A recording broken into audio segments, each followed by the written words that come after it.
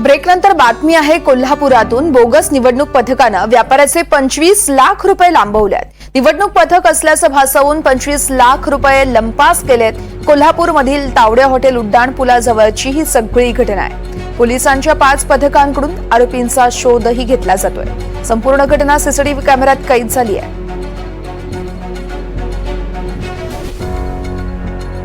पोलिसांच्या 5 पथकांकडून सध्या तपास केला जातोय। आरोपींचा शोध सुरू आहे। बोगस निवडणूक पथकानं व्यापाऱ्याचे तब्बल 25 लाख रुपये लंपास केले आहेत।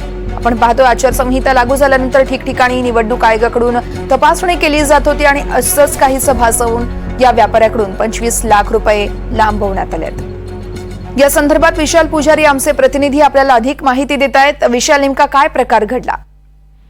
नक्कीच वर्षा, कोल्हापुरात विधानसभा निवडणुकीच्या निमित्तानं ठिकठिकाणी तपासणी पथकं जी आहेत ती तैनात करण्यात आलेली आहेत आणि यातल्याच एका तपासणी पथकानजीकच म्हणजे तावडे हॉटेल परिसर, कोल्हापूरचा जो मेन प्रवेशद्वार आहे त्या ठिकाणी काही बोगस पथकांनी एका व्यापाऱ्याला फसवल्याचं प्रकरण जे आहे ते सध्या समोर आलेलं आहे। त्याच्या गाडीची तपासणी करत त्या गाडीमधील जवळपास 25 लाखांची जी रक्कम होती ती रक्कम बेकायदेशीर असल्याचं सांगत जप्त करून पसार झाल्याची ही घटना जी आहे ती सध्या समोर आलेली आहे।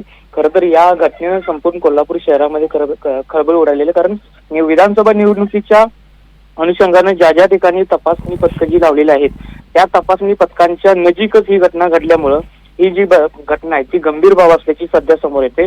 पोलीस यंत्रणा जी आहे ती सध्या सतर्क झालेली आहे। ज्या ठिकाणी ही घटना घडली, कोल्हापूरचं प्रवेशद्वार ज्या ठिकाणी तावडे हॉटेल परिसरात, या परिसरातून जी गाडी जी आलेली होती या गाडीचा नंबर म्हणून त्या गाडीचा शोध देखील घेण्यास सुरू झालेला आहे। अगदी सिने स्टाईलनं लूट झाल्यामुळं या संपूर्ण व्हिडिओ जे आहेत त्या सध्या कोल्हापूरमध्ये व्हायरल सुद्धा होत असल्याचं पाहायला मिळतंय।